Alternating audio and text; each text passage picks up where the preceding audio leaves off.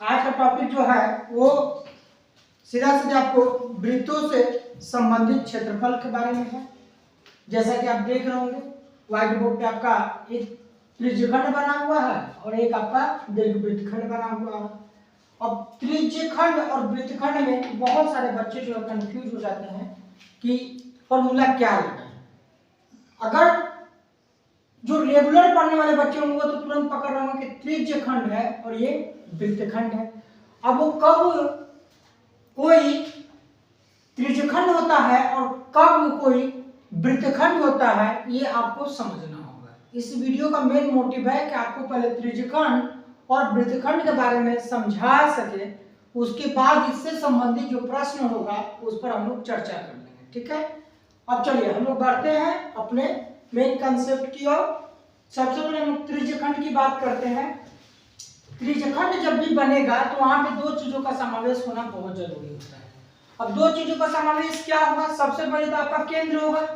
इस केंद्र से जो आपका त्रिज्या खींचा जाएगा, केंद्र से जो त्रिज्या खींचा जाता है, यानी आप केंद्र से अब क्या करिएगा कि मान लीजिए कि एक सर्कल बनाते हैं। आप सर्कल से बनाने के बाद क्या करते हैं, ये केंद्र आप यहां से यहां मिला दें तो ये मेरा आर हो गया, लेकिन फिर इधर भी मिलाते हैं तो ये मेरा पूरा डायमीटर हो जाएगा, डी हो जाएगा। त्रिज्या कहां से कहां होगा? तो उसी तरह से एक त्रिज्या जो है दिया हुआ रहेगा, तो त्रिज्या जब दिया हुआ रहेगा तो वही त्रिज्या इधर भी आ जाता है और उससे जो निर्मित होता है उसी को हम लोग त्रिज्यखंड कहते हैं, क्योंकि तीन भुजा हो जाएगा। अब एक चीज आप दिमाग में लगाइएगा कि वो जो है आपका केंद्र है, लेकिन ए से बी के बीच में ये जो रेखा होगा ना, इसको हम लोग चाप कहते हैं, यानी आर। इसको हम लोग फॉर्मूला देखिए ए आर से इंग्लिश में कहेंगे आर, चाप हो जाता है। और चाप ये छोटा वाला भाग को कहते हैं, ये जो लकीर खींचा हुआ है इसको हम लोग चाप का नाम देते हैं। अब ये जो त्रिज्या बना है, जो वृत्त के अंदर से खंड करके निकाला गया त्रिज्या बनाया गया, और इसका साइज आप देख पा रहे हो बहुत छोटा है, इसलिए इसको लघु त्रिज्यखंड कहते हैं। और ठीक इसके बाहर वाला जो बच जाता है वो एरिया थोड़ा बड़ा हो गया, इसलिए उसको दीर्घ त्रिज्यखंड कहते हैं। प्रश्न अक्सर पूछा जाता है कि त्रिज्यखंड वृत्त में त्रिज्यखंड का क्षेत्रफल और दीर्घ त्रिज्यखंड का क्षेत्रफल बताएं। तो त्रिज्यखंड का वृत्त का क्षेत्रफल निकाल लीजिएगा, त्रिज्यखंड का निकाल कर माइनस कर लीजिएगा, दीर्घ त्रिज्यखंड का आ जाएगा, इसमें कोई इशू नहीं होना चाहिए। अब वृत्त का क्षेत्रफल का एरिया देखिए, यहाँ क्षेत्रफल लिखा हुआ equal to pi r square, main formula ये है। अब परिमाप निकालना हो तो परिमाप के लिए देखिए 2 पाई आर हो गया, यहाँ कोई इशू नहीं होना चाहिए। अब आगे बढ़ते हैं, अब देखते हैं वृत्तखंड कब बनेगा, वृत्तखंड किस स्थिति में बनता है। तो वृत्तखंड जो है उसके लिए स्थिति जो है एकदम आपके सामने स्पष्ट है। यहाँ पे आप देख पा रहे होंगे केंद्र एक बना हुआ है, इस केंद्र को कुछ भी नहीं करना है, बल्कि ए बी जो है एक जीवा खींच दीजिए, ए से बी जो है एक जीवा खींच दीजिए और उससे जो आकार निर्मित होगा वो वृत्तखंड हो जाएगा। यानी त्रिज्या का यहाँ प्रयोग नहीं करना है, जीवा का काम रहेगा। जीवा को मिलाकर एक हम वृत्तखंड बना देंगे और ये एरिया छोटा हो गया, इसीलिए इसको लघु वृत्तखंड कहते हैं। और ठीक उसका बाहर का जो भाग बच जाएगा उसको दीर्घ वृत्तखंड कहते हैं। यहां तक तो हमको नहीं लगता किसी प्रकार का आपको कोई समस्या आएगा। अब इसको बारी बारी से हम लोग सॉल्व करेंगे। त्रिज्यखंड रहेगा तो कैसे निकालेंगे, वृत्तखंड रहेगा तो कैसे निकालेंगे, इसका फॉर्मूला क्या होता है। आइए अब हम लोग अपना फॉर्मूला की मतलब सूत्र तो हमको चाहिए ना, सूत्र सबसे पहले बताते हैं, फिर इस पर हम लोग 1 बाय 1 कुछ प्रश्नों को सॉल्व करते हैं। क्योंकि जो हमारा इसके पहले जो वीडियो बना था वो वीडियो और इस वीडियो में बहुत अंतर आएगा। इसमें आपको बेसिक नॉलेज दिया जाएगा और उसमें डायरेक्टली आपको क्वेश्चन सॉल्व किया गया था। तो इस वीडियो को देखिएगा तो निश्चित तौर पे आप सारी चीजों को पकड़ लीजिएगा, कब त्रिज्यखंड का काम करना है, कब वृत्तखंड का काम करिएगा। चलिए 1 बाय, अब देखिए अब इसमें सबसे महत्वपूर्ण हो जाता है आपके लिए फॉर्मूला। तो त्रिज्यखंड का क्षेत्रफल जो है थीटा बटा 360 पाई आर स्क्वायर, ठीक है, थीटा बटा 360। त्रिज्यखंड का जब भी बात होगा कि त्रिज्यखंड का क्षेत्रफल निकालिए, वृत्त का निकालने के लिए तो पाई आर स्क्वायर होगा, लेकिन वृत्त में ही क्या है पूरे सर्कल की बात, इसलिए 360 और जो थीटा दिया रहेगा वो हो जाएगा, जो डिग्री दिया रहेगा वो थीटा हो जाएगा। तो थीटा बटा 360 पाई आर स्क्वायर, यानी आप इसको जो है दूसरे तरीका से भी लिख सकते हैं। दूसरे तरीका कहने का मतलब क्या है कि इस तरह से भी लिख सकते हैं, कहीं कहीं देखने को मिलता होगा, थीटा बटा 360 डिग्री गुना पाई आर स्क्वायर। ये भी हो सकता है कि कोई बड़ा इशू नहीं, दोनों एक ही चीज है। अब आइए, अगर मान लीजिए त्रिज्यखंड का क्षेत्रफल, आपको कहीं कोई दिक्कत नहीं होना चाहिए, त्रिज्यखंड का क्षेत्रफल निकालना, तो ये वाला एरिया हो गया।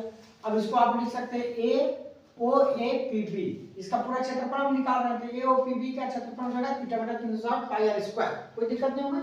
आइए चाप की लंबाई देखते हैं, थीटा बटा 360 गुना 2 पाई आर। चाप की लंबाई, अभी चाप की बात हो, अगर इसकी लंबाई निकालना है तो कैसे निकालेंगे, पाई आर हो जाएगा, इसमें 2 लग जाएगा, और जो हमारा डिग्री दिया रहेगा वो डिग्री को क्या दीजिएगा, 360 से डिवाइड कर दीजिएगा, हो जाएगा। अब देखिए वृत्तखंड का क्षेत्रफल निकालने के लिए यही आपके लिए सबसे इंपॉर्टेंट हो जाएगा। अब वृत्तखंड का क्षेत्रफल अगर निकालना है, ये हो गया वृत्तखंड, इसका क्षेत्रफल निकालना है। सपोज मान लीजिए किसी क्वेश्चन में हम बात करते हैं, ये जो सर्कल बना हुआ है इसी में बनाते हैं, तो इसमें अगर हमको मान लीजिए बोल रहा है कि वृत्तखंड का क्षेत्रफल, तो वृत्तखंड तो यही हो गया ना, कोई इशू नहीं होगा इसमें आपको, ठीक है। अब यहाँ ध्यान दीजिएगा, वृत्तखंड का क्षेत्रफल निकालने के लिए सबसे पहले क्या करना होगा, ए ओ ए पी बी यानी त्रिज्यखंड ओ ए पी बी का क्षेत्रफल माइनस त्रिभुज ए ओ बी का निकाल देंगे, यानी ये जो निकलेगा और पूरा जो निकलेगा उसको माइनस कर देंगे, तो ये जो हम अभी स्केच किए हैं इसका निकालना आसान हो जाएगा, कोई इशू नहीं होगा। अभी इसको प्रश्न में लेंगे तो आपको ज्यादा अच्छा समझ आने लगेगा। अभी फिलहाल हम लोग केवल परिभाषा को समझ लेते हैं, क्योंकि सबसे ज्यादा महत्वपूर्ण तो यही होता है। अब देखिए अर्धवृत्त का क्षेत्रफल पाई आर स्क्वायर बाई 2, अर्धवृत्त का क्षेत्रफल, और अर्धवृत्त का क्षेत्रफल क्या होता है, अर्धवृत्त मतलब मान लीजिए कोई सर्कल है, सपोज ये सर्कल है। अब इसमें क्या बोल रहा है, अर्धवृत्त का क्षेत्रफल बताइए, यानी आधा भाग का। तो पहले हम लोग का पूरा रहता तो क्या हो जाता, पाई स्क्वायर हो जाता, और आधा निकालने बोल रहा है, इसीलिए 2 से भागा कर रहे हैं, कहीं कोई दिक्कत नहीं होगा। अब आइए अर्धवृत्त का परिमाप को देखिए लिखे हुए हैं 2 पाई आर बाई 2 प्लस 2r। अब अर्धवृत्त का परिमाप कैसे होगा, मान लीजिए कि सपोज इसका हम निकालते हैं, इसका परिमाप निकालते हैं। अब जब इसका परिमाप निकालते हैं आधा वृत्त का, तो आधा वृत्त का परिमाप में फॉर्मूला क्या होता है, 2 पाई आर होता है, और वृत्त का आधा था ना, तो इसीलिए बाई 2 कर दिए, ठीक है।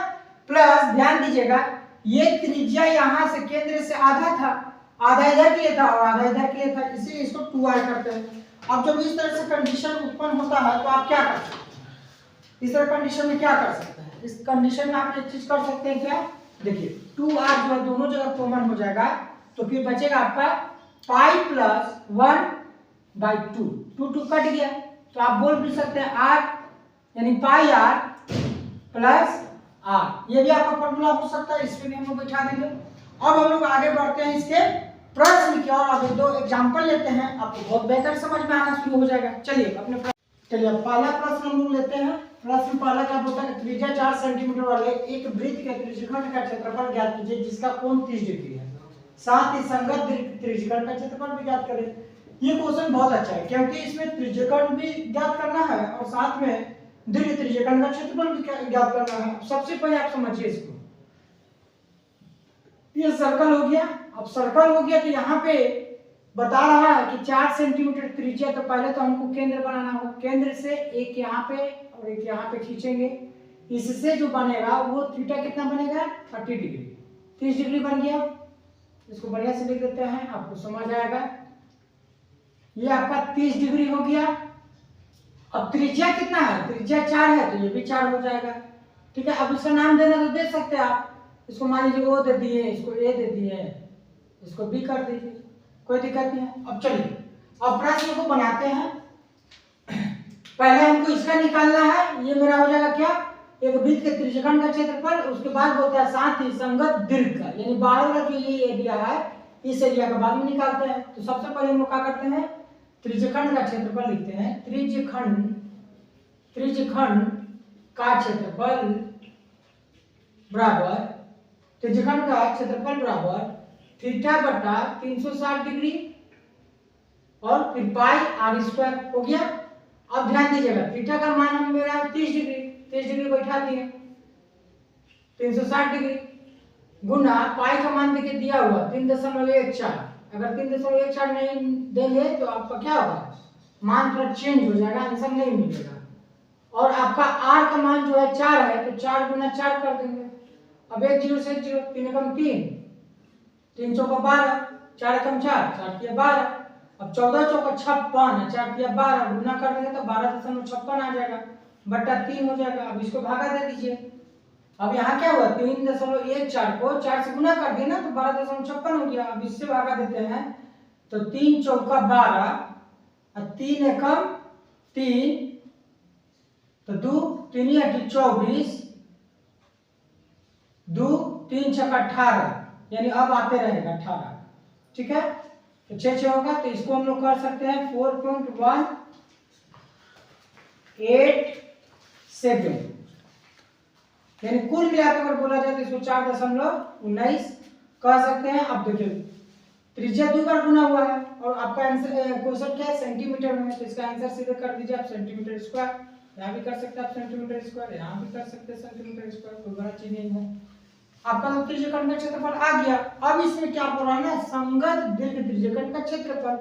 यहाँ तक कोई भी इश्यू नहीं हुआ, गुना करना, भाग देना, काटना बहुत सरल सहज था। अब बढ़ते हैं लोग, संगत दीर्घ त्रिज्यखंड का क्षेत्रफल। यहाँ बहुत आसान सब समझिए, संगत दीर्घ त्रिज्यखंड, अगर हम लोग दीर्घ को हटा ले कुछ देर के लिए तो त्रिज्यखंड हुआ। इसका अभी तो आपको फॉर्मूला सिखाना है, थीटा बटा 360 पाई आर स्क्वायर। कहीं कोई इशू नहीं, यहाँ लिखने तक तो कोई इशू नहीं ना। दोनों आप ध्यान रखिएगा, दोनों बनाने के लिए दोनों में एक ही चीज का आप इस्तेमाल कीजिएगा, फॉर्मूला। ठीक है, केवल चेंज होता है तो मात्र एक आपका थीटा चेंज हो जाएगा। क्यों चेंज होगा उसको भी समझ लीजिए पहले। जैसे ये छोटा सा भाग जो था ये कवर कर लिया, अब टोटल 360 डिग्री था, तो अभी क्या हो गया है, 360 डिग्री है, तो अभी हम लोग कर दिए इसको 30 डिग्री ले लिए इसमें से, तो 360 में से 30 माइनस हुआ तो कितना हो गया आपका 330 डिग्री। 330 डिग्री बटा 360 डिग्री, यहाँ पे एकदम आपको कहीं कोई इश्यू नहीं होगा। यहाँ पे 330 डिग्री बटा 360 डिग्री हो गया। पाई आर स्क्वायर है, तो पाई आर स्क्वायर का मान कितना हो जाएगा, 3.14 हो जाएगा। गुना आर का वैल्यू क्या है, 4 गुना 4 है, बैठा दिए। अब यहाँ पे 1 0 से 0 कट गया। अब देखिए 3 से 11 तिया 33, 11 तिया 33, 12 तिया 36, 4 एकम 4, 4 तिया 12, कट गया। अब तो कोई नहीं कटेगा। अब नहीं कटेगा तो क्या कीजिएगा, अब सबको गुना कीजिए ऊपर में, 11 का 11 हो जाएगा गुना। इसको अगर 3.14 को अगर 4 से मल्टीप्लाई करते हैं तो आएगा 12.56 बटा 3। अब इसको गुना करते हैं, 11 छक 66, 11 पचे 55, 11 छक 66 और 11 पचे 55, 55 और 6 61, 61 का 1 हाथ में 6, 11 दूनी 22 6 28 का 8 हाथ में 2, 11 का 11 और 2 13, यानी 138.16 बटा 3। अब इसको गलत है या सही थोड़ा सा आप भी चेक कर लीजिए, क्योंकि अगर गुना गलत हुआ तो पूरा हिसाब आपका गलत हो जाएगा। 12.56 को 11 से गुना करना था, 6 5 2 1, फिर वही चीज उतरेगा 6 5 2 1। अब जोड़ते हैं 6 5 11 का 1, 5 2 7 1 8 3 1 और 138.16 बिल्कुल सही है गुना। आप भी अपना मिला लीजिएगा, मिलाने में कोई भी इशू नहीं होगा। अब इसमें हम लोग क्या करेंगे, 3 से डिवाइड करेंगे। 3 से डिवाइड करेंगे तो देखिए क्या आएगा। डिवाइड में बहुत बच्चे फंस जाते हैं। 3 चौका 12 कट गया, 1 3 छक्का 18 कट गया, पॉइंट। अब यहाँ पे 1 उतरा नहीं जाएगा, पॉइंट से 0 लिए, 10 3 3 9, फिर 6 3 छक्का 18, 3 पचे 15 हो जाएगा, फिर पॉइंट से 0, 3 3 9। ठीक है, अब मान लीजिए 46 भाग दे दिए हैं, भाग देने के बाद ये आपको दिख रहा अब इस भाग में अगर सही और गलत का चेक करना हो तो हम 3 को अगर इससे गुना करते तो इतना आना चाहिए। अब यहाँ देखिए एक चीज आप समझ सकते हैं कि मान लीजिए कि 138 का कट गया फिर ये एक उतरा तो 1 से कटेगा नहीं, एक जो है कटेगा नहीं, तो फिर क्या करते हैं, एक अंक बचा हुआ था, अंक हमको लेना चाहिए। तो अंक को लेंगे तो क्या हो जाएगा, तो यानी यहां से आप थोड़ा देख सकते हैं, फिर से इसको देखते हैं। छोटा सा इसको मिस्टेक बोलिए, अगर एक अंक गलती इधर उधर होगा इसलिए बोलते हैं गुना भागा, दोबारा चेक किया कीजिए, कभी भी इस बार में सही नहीं होगा। 16 उतर गया। अब ध्यान रखिएगा कि 16 जैसे पॉइंट था तो पॉइंट तो हम उतार लिए, लेकिन जब नहीं जाता तो एक अंक का 0 बैठाते हैं ना, एक अंक जब भाग नहीं लगता है दूसरा अंक भी उतारते हैं तो हम क्या करते हैं 0 लगा देते हैं। तो 0 लगा दिए, 3 5 15 1, और फिर पॉइंट से 0 लिए, फिर 3 के 9। अब ये कंटिन्यूअस आते रहेगा। अब आते रहेगा तो हम क्या करेंगे, अब शाम कंटिन्यूअस हम लोग भागा नहीं ना देंगे 5.3। अब डायरेक्ट आंसर आप कर सकते हैं 46.05। मोर देन 5 रहता तो हम लोग 6 करते, लेकिन लेस देन 5 है इसलिए हम लोग यहाँ पे 5 ही रखेंगे, बढ़ाएंगे नहीं। अब ध्यान दीजिएगा यहाँ पे भी 2 बार सेंटीमीटर का प्रयोग हुआ था, तो ये भी आपका सेंटीमीटर स्क्वायर होगा। चलिए अब दूसरे क्वेश्चन की ओर हम लोग बढ़ते हैं। आज ये क्वेश्चन जो है आपके लिए बहुत महत्वपूर्ण हो जाता है, क्योंकि त्रिज्यखंड लगभग जितना मेहनत किए हम लोग उसके हिसाब से हम लोग जान चुके हैं त्रिज्यखंड कैसे निकाला जाता है। अब क्वेश्चन पढ़िए, कहा कि आकृति में दर्शाए गए वृत्तखंड का क्षेत्रफल ज्ञात कीजिए यदि वृत्त की त्रिज्या 22 सेंटीमीटर है और कोण ए और बी बराबर 120 डिग्री, पाई का मान आपको 22/7 लेना है। अब आप यहाँ देखिए एक सर्कल बनाया गया है, इस सर्कल में जो है एक चीज हमेशा ध्यान रखिएगा कि ये जो है ना, ये इलाका क्षेत्रफल बताना आपको, ठीक है। वृत्तखंड का क्षेत्रफल यही ना हुआ वृत्तखंड, वृत्तखंड किसको कहते हैं ये समझ होना चाहिए, ये हो गया। अब इस वृत्तखंड का क्षेत्रफल ज्ञात करना है। अब वृत्तखंड का क्षेत्रफल ज्ञात करना है तो कोई बड़ा इशू नहीं है। अगर वृत्तखंड का क्षेत्रफल निकालना है तो कोई इशू नहीं होना चाहिए। काहे इशू नहीं होना चाहिए, आपको लग रहा है कि त्रिज्यखंड का फॉर्मूला बैठा दे क्या, नहीं, गलत हो जाइएगा। वृत्तखंड का क्षेत्रफल तभी निकलेगा जब उसमें त्रिज्यखंड का क्षेत्रफल निकाल दीजिए और उसके बाद इस भाग का क्षेत्रफल निकाल दीजिएगा, इन दोनों को आपस में माइनस कर दीजिएगा तो आपका ऑटोमेटिक वृत्तखंड का क्षेत्रफल आ जाएगा। अब सवाल ये उठता है तो क्या धरधरा का फॉर्मूला लगा देते बन जाएगा, लगा दीजिए, कोई इशू नहीं है। लेकिन सबसे पहला चीज आपके दिमाग में होना चाहिए कि सपोज जैसे ये एंगल है, इसको समझिएगा, अगर नहीं समझिएगा तो फिर बहुत बड़ा मुसीबत आपके लिए खड़ा हो जाएगा। सबसे पहले जैसे है उसको ऐसे ही उतार लिया जाए। ये आपका 21 सेंटीमीटर है तो ये भी 21 होगा। ये एंगल 120 डिग्री है, थोड़ा एकदम ध्यान से बोर्ड पे ध्यान दीजिएगा। अब ये राइट एंगल यहाँ से बनाते हैं और यहाँ से लंब डाल देते हैं, ठीक है।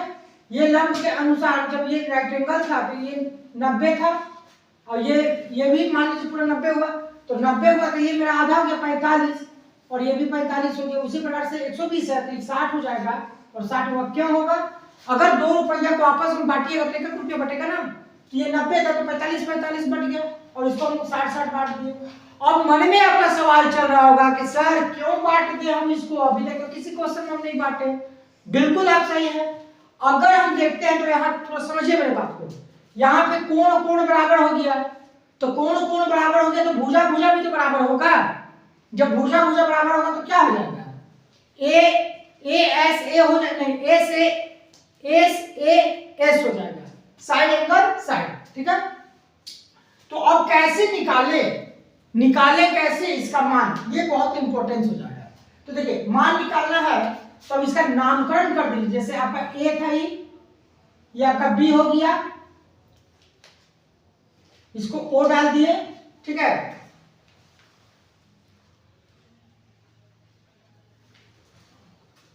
और इसको एम डाल देते हैं, तो आप कह सकते हैं कि sir M equal to M B कह सकते हैं, कोई इशू नहीं। एम और एम बी जब मिल जाएगा तो इक्वल दोनों बराबर हो जाएगा, क्योंकि ये भुजा जो आएगा यही भुजा हो जाएगा। अब यहाँ पे सबसे बड़ा चीज क्या बन जाता है कि अब हमको निकालना क्या है, तो ये मेरा आधार हो जाएगा, ओ एम जो है आधार है, तो आप पहले ओ एम ले लीजिए, ओ एम ले लेते हैं, फिर आप ओ ए जो दिया हुआ है ओ ए ले लिए। अब हमको बताइए कि अगर आधार को और कर्ण को लेते हैं तो आधार बटा कर्ण किसका होता है? तो आप बोलिए कोस का होता है, बिल्कुल सही। अब ये एंगल जो था 120 डिग्री का था, लेकिन अब हो गया आधा 60 डिग्री, या 60 डिग्री बैठा दीजिए। अब ओ एम का वैल्यू क्या है? ओ और एम का वैल्यू नहीं पता हमको। ओ ए का वैल्यू क्या है? ओ ए का वैल्यू 21 है। अब बराबर cos 60 का मान कितना था? 1/2 हो जाएगा। इसमें कहीं कोई इशू नहीं होना चाहिए। तो अब इसको जब हम लोग क्रॉस मल्टीप्लाई करेंगे तो ओ एम बराबर क्या हो जाएगा? 21/2 हो जाएगा ओ एम का मान। अब ओ एम का मान आ गया, ठीक है, इसका मान आ गया तो इसका भी मान निकालेंगे ना ए एम का। तो ए एम का मान देखिए, थोड़ा समझिए इसको, ये दिया हुआ और ये निकालना है इस बार। अब हम लोग निकालेंगे किसको? ए एम को निकालेंगे। तो ए एम बटा ओ ए,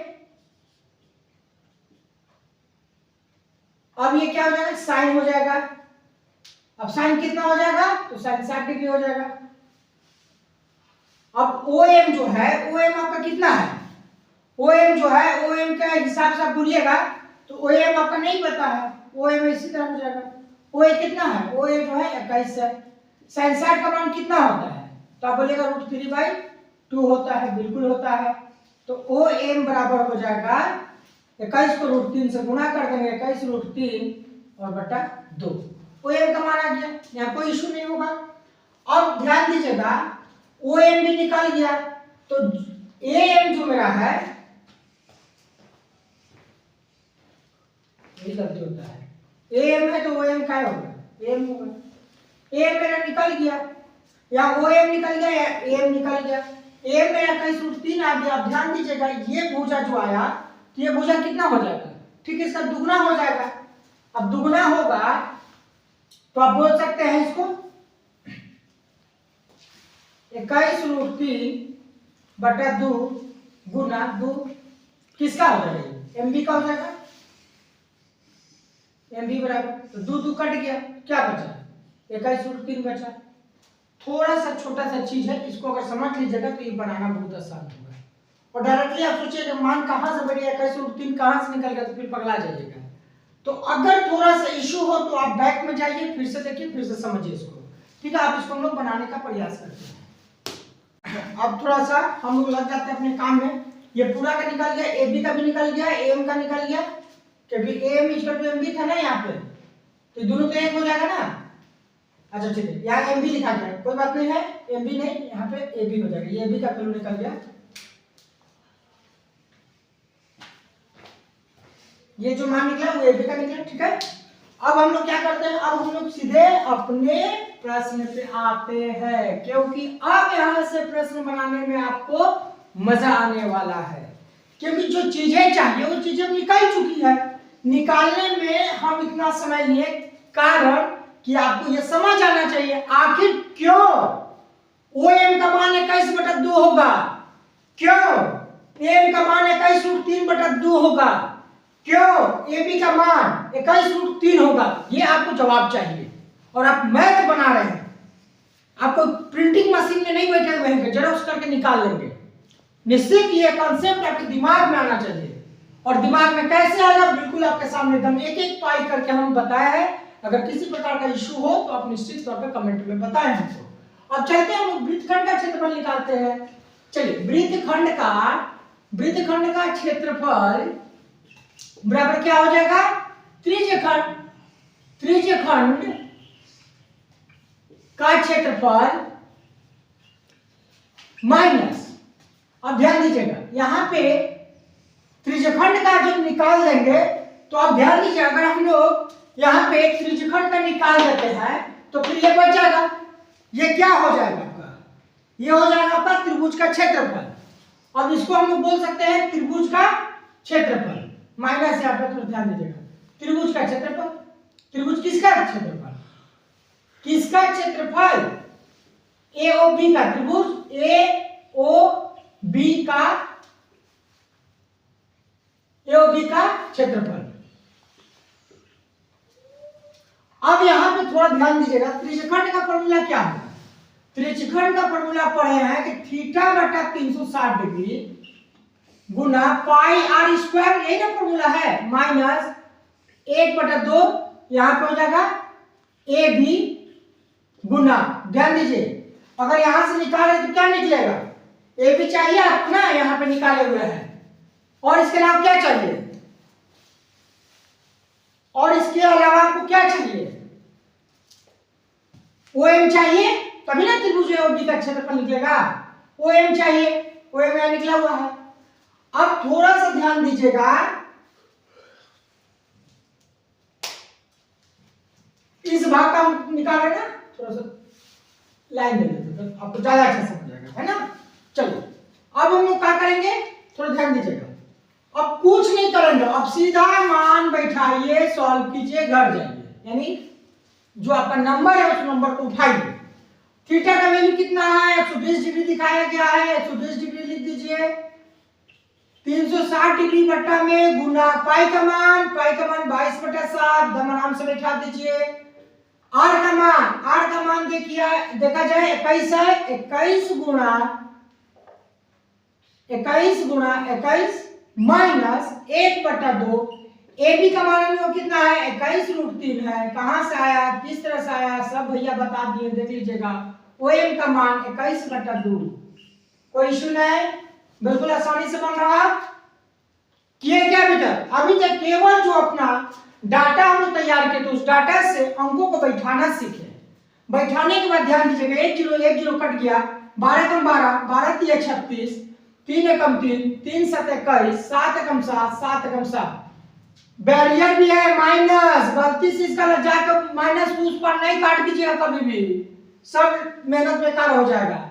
ऊपर क्या बचा, 22 और 21 बचा, तो चलिए लिख लेते ना नीचे, 22 गुणा 21 माइनस, अब ध्यान दीजिएगा यहां पे कोई कटने वाला है क्या, कोई नहीं कटने वाला है, तो 21 को 21 से गुना करेंगे तो कितना आ जाएगा, 441 आना चाहिए मेरे ख्याल से, ऐसे पर चेक कर लेते हैं हम लोग, और 2 को 2 से गुना किया तो 4 आ गया।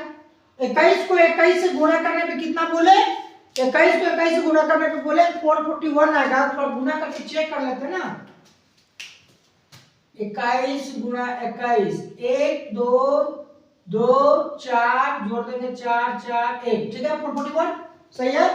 फिर 21 को 22 से गुणा कर दीजिए, कोई चीज मौखिक मत कीजिए, बिल्कुल आप सामने करिए, ये आपको फर्स्ट डिवीजन ला सकता है, ये आपको टॉपर बना सकता है, इसलिए कभी भी भूल से आप ऐसा गलती नहीं कीजिएगा, अंदाज में मत चलिएगा।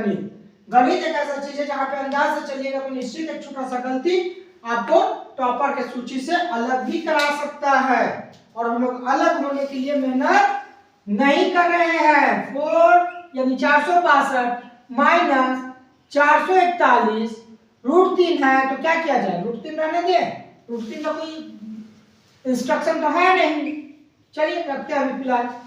अब क्या करेंगे, अब इसको जो है एलसीएम ले लीजिए, 4 का 4 एलसीएम, 4 को 2 से गुना कीजिए, 4 दूनी 8, 4 को 6 से गुना कीजिए, 4 छक्का 24, 4 हाथ में 2, 4 चौका 16, 2 18। कोई मोबाइल का कैलकुलेटर का इस्तेमाल नहीं करना है, तो निश्चित तौर पे बोलकर सारा गुणा भाग करना है, ताकि परीक्षा हॉल में बिना डर का आप काम कर लीजिए। अब भैया ये घटेगा, बहुत बच्चा फटफड़ा के क्या करेगा, 448 में 447 घटाएगा और आंसर करके चल देगा, निश्चित तौर पे बाबू यहाँ पे गलती हो जाएगा, ऐसा गलती तो दोहराना भी मत, क्योंकि इसके साथ √3 लगा हुआ ना, तो √3 लगा हुआ तो कैसे होगा, चलिए इसको हम लोग फिर थोड़ा समझ लेते हैं, √3 का वैल्यू बता देते हैं, कोई बात नहीं, अभी आगे बढ़ेंगे। 1848 माइनस 441 गुना √3 का मान कितना होता है, 1.73, 2 भी ले लेते हैं बाई 4, देखिए कितना आसानी से बनता है समय। अब इतना में तो आधा लड़का का माथा में दर्द स्टार्ट हो गया होगा, और खास करके मैं दावे के साथ कह सकता हूं उन्हीं बच्चों को इसमें माथा में दर्द हो रहा होगा जो हमेशा गुना भागा जो है मोबाइल से किए हैं, क्योंकि अगर ऐसा बात रहता तो मेरा भी माथा में दर्द होता, वो तो नहीं कर रहा है। 7 1 फिर 4 से 4 दूनी 8, 4 तिया 12 का 2 हाथ में 1, 7 चौक 28 1 29, 29 का 9 हाथ में 2, 4 एकम 4 2 6। तो भैया जब ये आया तो निश्चित तौर पर फिर यही आएगा, तो यही आएगा। तो क्या किया जाए, यहाँ 0, यहाँ 8, यहाँ 2,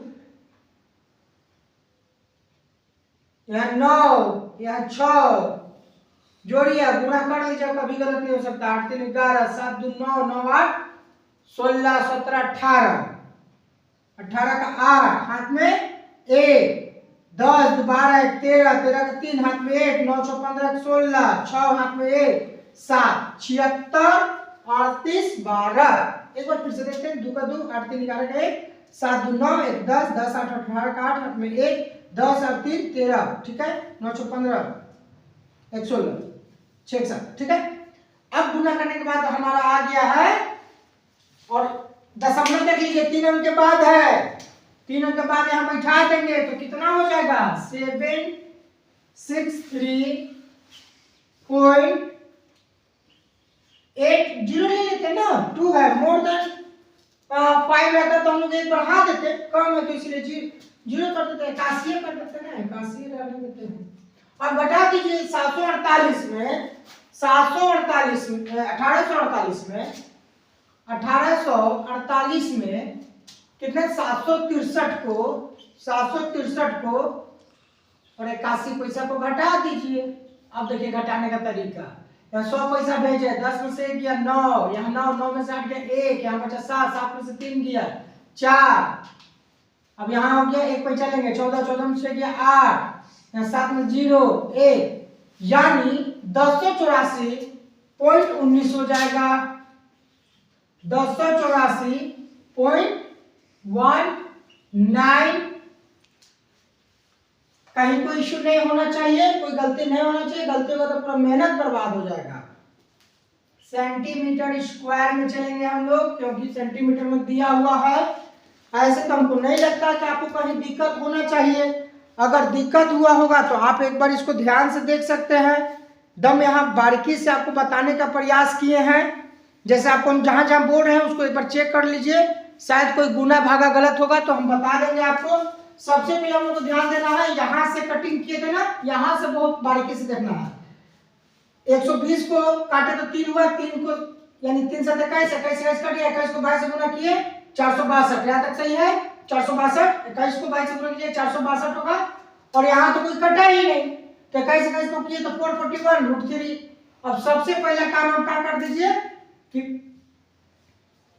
4 दूनी 8, 6 चौक 24 के 4 हाथ में 2 4 16 2 18, ठीक है। यहाँ पे भी अब यहाँ √3 का वैल्यू हम ले लेते हैं 1.7332 लिए। अब इसको इससे घटा दिए, 4 से पहले भागा देते हैं गुना करके, इसको गुना कर लेते हैं आपस में और 4 से भागा दे देते हैं, मतलब 441 गुना 1.732 को मल्टीप्लाई करेंगे और 4 से डिवाइड कर देंगे। तो अगर मल्टीप्लाई की है तो गलत हो गया ना, कह रहे थे आपको कि थोड़ा सा ध्यान दिया जाए, नहीं तो गलत तो होगा। मैं तो गलत पकड़ लिया, आप लोग नहीं पकड़ पाए होंगे। ये तो मल्टीप्लाई करके आया ना, ये तो 441 को 1.732 से ये 2 आया, और ये 4 तो भी नीचे है ना, अब 4 से इसको डिवाइड कीजिए 1848 माइनस, इसको भागा देते हैं तो पूरा गलत हो जाता है। आंसर आप मिलाते कमेंट बॉक्स में लिखते हैं कि सर गलती हो गया, तो गलती हम पकड़ लिए। 4 एकम 4, 7 में से 3 गया, 7 में 4 गया 3, 36, 4 9 36। अब सबसे बड़ा सवाल 3 नहीं जाएगा, 0 बैठाइए, फिर 8 उतार देते हैं, 4 9 36, 2 21, ठीक है। 4 5 20, ठीक है, 20 कट गया, 1 आया, फिर 1 से 0, 4 दूनी 8, 2 बार यही ना आएगा 190.952, भागा दिए 190.9, 5 रहने देते हैं, 2 है तो मोर देन अब इसको घटा दीजिए, अब इसको घटा दीजिएगा तो आपका आंसर परफेक्ट आ जाएगा। एक बार आप मिला भी सकते हैं आंसर को 190.95, 5 आ गया, कोई इशू नहीं, 0 हो जाएगा, 8 तो नहीं तो एक दे दिए ना, तो 7 हो गया, 14 में से 9 गया तो 5 आ गया, और यहाँ पे आपका 7 हुआ, एक दिए तो 7, 7 में से गया 6, 1657.05 सेंटीमीटर स्क्वायर। इसमें एक चीज सबसे अच्छा क्या लग रहा ना कि अगर रूट में आंसर छोड़ देते तो ज़्यादा आसान हम लोगों के लिए हो जाता। हम लोग रूट में आंसर छोड़ के ही ज़्यादा बढ़िया कर लेते, वो आपके लिए ज़्यादा बेहतर होता है। लेकिन अगर आप मान लीजिए कि रूट में नहीं करते हैं, रूट का वैल्यू बैठाते हैं, तो वो भी कर सकते हैं, उसमें कोई इशू नहीं आएगा। ठीक है, आप जो है रूट को आप आराम से बैठा सकते थे। रूट का वैल्यू अगर रूट नहीं बैठाना था, अगर भाई जब आपको मन करता कि नहीं हमको रूट नहीं बैठाना है, रूट में आंसर नहीं, तो आप यहाँ पे भी आंसर कर सकते हैं। इसीलिए इसको लाल कर देते हैं, आप यहाँ भी आंसर कर सकते हैं। √3 का वैल्यू कहता है कि पुट करके बना दीजिए, तो उसके आगे का प्रोसेस ये होगा। अगर नहीं लिखा √3 का मान बैठाना है तो आप यहीं तक आंसर करके छोड़ दीजिएगा। चलिए अगले प्रश्न को अब देखते हैं। इस प्रश्न को, प्रश्न में कहता है कि त्रिज्या 21 सेंटीमीटर वाले वृत्त का एक चाप केंद्र पर 60 डिग्री का कोण अंतरित करती है। ज्ञात कीजिए। अब ज्ञात आपको करना है चाप की लंबाई, चाप द्वारा बनाए गए त्रिज्यखंड का क्षेत्रफल, और एक चीज आपको निकालना है इसमें, संगत जीवा द्वारा बनाए गए वृत्तखंड का क्षेत्रफल। संगत जीवा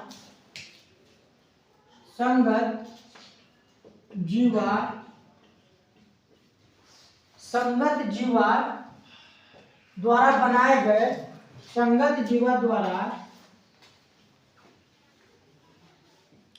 बनाए गए वृत्तखंड का क्षेत्रफल, वृत्तखंड का क्षेत्रफल। चलिए अब प्रश्न पूरा क्लियर हो गया। यहां पर सबसे पहले एक वृत्त का बात हो रहा है, तो वृत्त हम लोग बना लेते हैं, जैसे हर बार बनाए हैं वृत्त को। ये वृत्त हो गया मेरा, थोड़ा वृत्त गोला होना चाहिए। ठीक है, अब यहां पे जो वृत्त बना है, इस वृत्त में क्या पड़ा है, एक केंद्र हो जाएगा आपका। अब बोलता है 21 सेंटीमीटर त्रिज्या, तो इस वृत्त से यहां पे 21 सेंटीमीटर एक त्रिज्या खींच देंगे। अब क्या बोलता है कि चाप केंद्र पर 60 डिग्री का कोण बनाती है। ये यहां से ये पोर्शन जो होगा इसका चाप मान लीजिए, इसको पी बिंदु कह दीजिए, और यहां से जो है एक 60 डिग्री का कोण अंतरित करती है, 60 डिग्री का कोण अंतरित करती है। इसको ए कर दीजिए, इसको बी कर दीजिए, इसको ओ कर दीजिए। ठीक है, अब आपसे सवाल क्या कर रहा है कि चाप की लंबाई, ये जो चाप है इसकी लंबाई ज्ञात कीजिए। प्रश्न में कहीं कोई इश्यू नहीं होना चाहिए, प्रश्न आप बिल्कुल आसानी से समझ गए होंगे। अब इसको हम लोग सॉल्व करते हैं। अब सबसे पहले जो है एक वृत्त में 21 सेंटीमीटर का त्रिज्या, फिर चाप जो है, चाप की जो लंबाई है या चाप केंद्र पर 60 डिग्री का कोण अंतरित करती है, ये 60 डिग्री का जो कोण अंतरित किया। अब ये दे देने के बाद आपसे पहला यानी सॉल्व करते हैं। अब आपसे सबसे पहला क्वेश्चन करता है कि चाप की लंबाई। ठीक है, चाप की लंबाई का फॉर्मूला क्या होता है, थीटा बटा 360 डिग्री गुना 2 पाई आर। ये आपका फॉर्मूला हो जाएगा। इस फॉर्मूला को बैठा दीजिए, आपका चाप की लंबाई आ जाएगा। थीटा जैसा आपको पता होगा 60 डिग्री का कोण अंतरित करती है, फिर 360 डिग्री हो गया गुना 2 पाई का वैल्यू कितना है, पाई का वैल्यू आपका कुछ दिया नहीं है तो आप 22/7 लीजिए। आर का मान है 21 सेंटीमीटर। ठीक है, अब देखिए 1 0 1 0, 6 कम 6 6 6 36, अब देखिए 2 से, द्वितीय 6, 3 से 21, फिर 7 से 7 में कट गया, बचा क्या 22 सेंटीमीटर। ओके, चाप की लंबाई, यहां तक कोई दिक्कत नहीं है। फॉर्मूला लिए, फॉर्मूला में बैठा दिए, काट दिए, सॉल्व हो गया। क्वेश्चन नंबर 2 देखिए, क्वेश्चन नंबर 2 जो है वो बोलता है कि चाप द्वारा बनाए गए त्रिज्यखंड का क्षेत्रफल, चाप द्वारा बनाए गए त्रिज्यखंड का क्षेत्रफल। अब चाप द्वारा बनाए गए त्रिज्यखंड का क्षेत्रफल का फॉर्मूला क्या होगा, थीटा बटा 360 डिग्री गुना पाई आर स्क्वायर। यानी आपको अगर फॉर्मूला पता है तो ये क्वेश्चन बनाना बहुत आसान है। और आपको पहले भी मैं दावा के साथ कह सकता हूं कि बहुत जो गैस पेपर लेकर और एग्जामिनेशन के समय में जो बच्चे पढ़ाई करते हैं उनके लिए तो बहुत डिफिकल्ट है ये क्वेश्चन बनाना, उन लोगों की बस की बात नहीं है। लेकिन मैं दावे के साथ कह सकता हूं कि आप अगर हमारा वीडियो एक बार खोल कर देखते हैं और इस कंसेप्ट को दिमाग में उतारते हैं तो निश्चित तौर पर 5 नंबर आपके लिए फायदेमंद होगा। अब थीटा बटा 300, थीटा का वैल्यू अभी देख रहे होंगे आप 60 डिग्री दिया हुआ है, उसके बाद 360 डिग्री हो गया, गुना पाई का मान कुछ दिया नहीं है इंस्ट्रक्शन, तो 22/7 लीजिए, और आर स्क्वायर है यानी 21 गुना 21 हो जाएगा, 21 गुना 21। अब 1 0 1 0 काट दीजिए, 6 कम 6 6 36, 7 से 7 के 21, 3 से काट देते हैं 2, और कुछ कटेगा, हाँ कटेगा 11। ये जो काटा जाता है ये बड़ा बारीकी से आप देखिएगा, जरा सा गलती आपका पूरा हिसाब गड़बड़। अब 21 को 11 से गुणा करना है तो 1 2 1 2, क्योंकि सेम अंक है ना, 1 3 2 231। अब ये 231 तो हो गया, आपको गुना मतलब गुना थोड़ी दिया गया था, आपको सेंटीमीटर मीटर पे पर ही फोकस करना होगा। यहाँ पे 2 बार हमने है त्रिज्या को, और त्रिज्या जो है सेंटीमीटर में है, 2 बार लेने के चलते आपका ये सेंटीमीटर स्क्वायर में आएगा और इसके पहले वाला जो था वो सेंटीमीटर में आएगा। यहाँ तक कोई दिक्कत नहीं है। चलिए इसको आप उतारिए तब तक, फिर हम लोग मिटाते हैं इसको। उसके बाद तीसरा क्वेश्चन जो है संगत जीवा द्वारा बनाए गए वृत्तखंड का क्षेत्रफल पर हम लोग बढ़ते हैं, क्योंकि अब हमारे पास स्पेस नहीं है बनाने के लिए, और अगर इधर हम बनाते हैं तो फिर शायद आपके समझ के लिए दिक्कत हो जाए। अभी हम लोग चाप की लंबाई, दूसरा क्वेश्चन चाप द्वारा बनाए गए त्रिज्यखंड का क्षेत्रफल निकाल लिए। अब हम लोग का तीसरा प्रश्न रहेगा संगत जीवा द्वारा बनाए गए वृत्तखंड का क्षेत्रफल। अब संगत जीवा द्वारा बनाए गए वृत्तखंड का क्षेत्रफल जब बोलेगा आपको तो आपको तो दिमाग में रखना ये वाला पोर्शन, ये पूछा जा रहा है।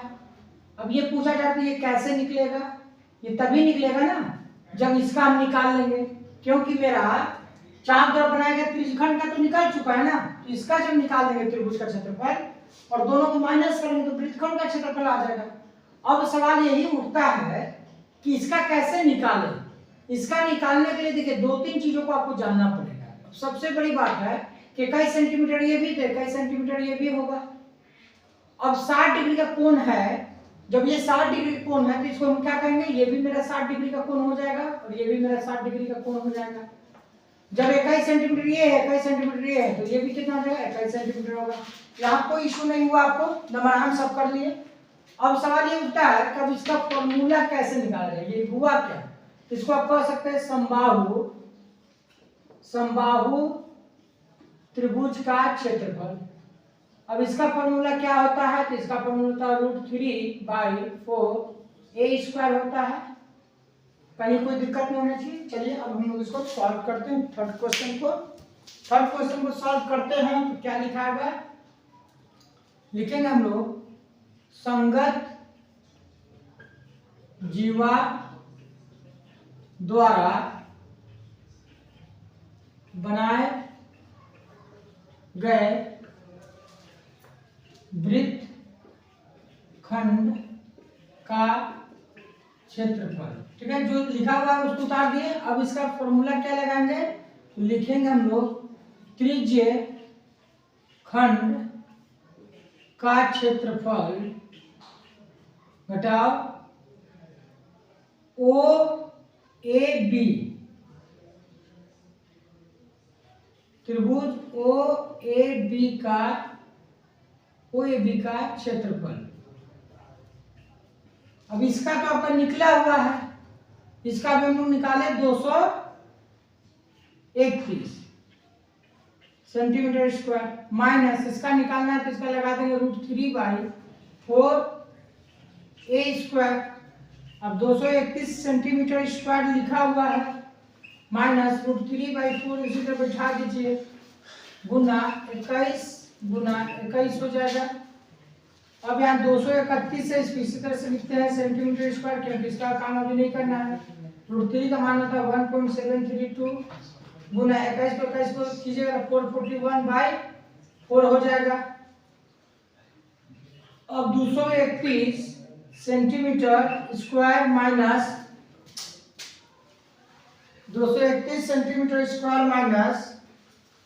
1.732 को 441 से गुना करेंगे, यानी 2 3 7 1 4 से करेंगे तो 4 दूनी 8, 4 3 12 का 2 हाथ में 1, 7 को 28 है 29 का 9 हाथ में 2, 4 एकम 4 2 6, सेम चीज उतरेगा फिर 8 2 9 6, 2 का 2 8 3 11 का 1, 8 7 15 16 17 का 7 हाथ में 8 3 11 का 1 हाथ में 1, 10 17 1 18 का 8 हाथ में 1, 10 2 12 1 13 का 3 हाथ में 1, 9 4 15 16 का 6 हाथ में 1, 6 7 76 38 12। इसको अब हम लोग 4 से डिवाइड करेंगे, 4 से डिवाइड करेंगे तो क्या आएगा, 4 से डिवाइड कर देने के बाद 19 चौका 76, 3 नहीं जाएगा,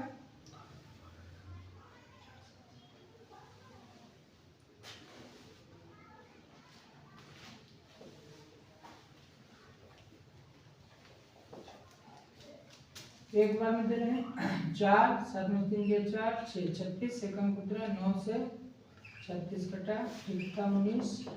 अब ये 3 उतरा नहीं जाएगा, 0 बैठाएंगे, इससे 8 उतारेंगे, 4 9 36, 8 में 6 गया 2, फिर 1 उतार देंगे, 4 बचे 20, 1 फिर 2 उतार देंगे, 4 दिया 12, 1 9 0 9 5 3। अब दशमलव जो था वो आपका 3 अंक के बाद था, 190.953 हो जाएगा।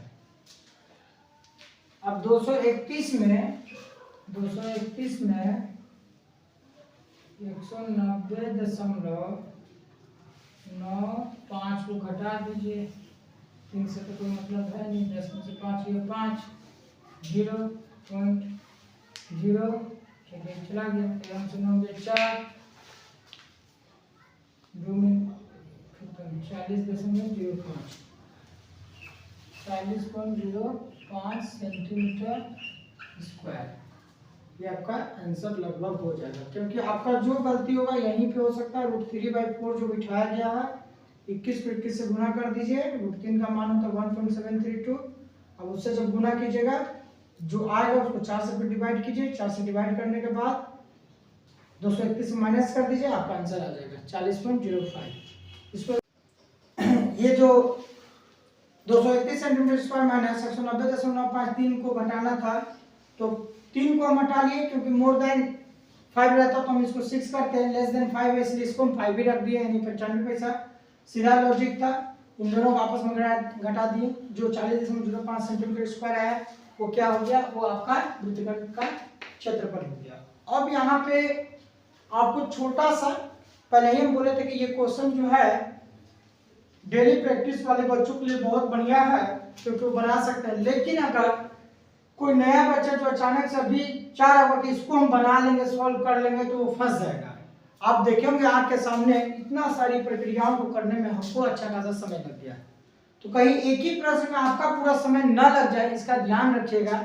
लेकिन एक बात मेरा ध्यान रखिएगा कि अगर आप यहाँ तक रूट 3 का मान लीजिए याद है, इतना भी कर देते हैं, इतना भी, तो यहाँ तक आपको नंबर मिलेगा। जहाँ पे 1 नंबर भी नहीं मिल रहा था, इतना बनाने के बाद आपको 2 नंबर तो कन्फर्म मिल जाएगा। मेरे प्यारे विद्यार्थियों, तुम हमेशा ध्यान रखिएगा कि जो क्वेश्चन रहेगा उसके हिसाब से ये जो वृत्त बनाएंगे हम लोग, जिसमें त्रिज्यखंड को बताना है, वृत्तखंड को बताना है, यहाँ मिसिंग कुछ मत कीजिएगा, क्योंकि जो एग्जामिनर होते हैं इसको देखकर भी नंबर देते हैं। तो आप निश्चित, भले आपका गैस पेपर में हो या ना हो, फर्क नहीं पड़ता है। आप अगर इस कंसेप्ट को बहुत अच्छे से समझ जाओ तो निश्चित तौर पर इसको आप बनाइए। और अब मुझे लगता है, पूर्ण विश्वास है कि इसमें आप नंबर उठा सकते हैं। अगर वीडियो आपको नहीं समझ में आए तो एक बार दोबारा इस वीडियो को जरूर देखिएगा, बहुत मजा आएगा, क्योंकि अच्छा खासा समय लगा है। और एकदम बारीकी से मेरा पहला प्रयास रहा है कि आपको ऑफलाइन के जैसा स्टडी करा पाऊँ, बता पाऊँ, क्योंकि आपका बहुमूल्य समय चल रहा है, आपका एग्जाम का टाइम है। इसी टाइम में इसको जबरदस्ती हम लोग 11 बजे रात तक मेहनत करके बना रहे हैं, तो निश्चित इसका लाभ आप उठाएं। शुभकामनाएं, आपका एग्जाम बढ़िया रहे।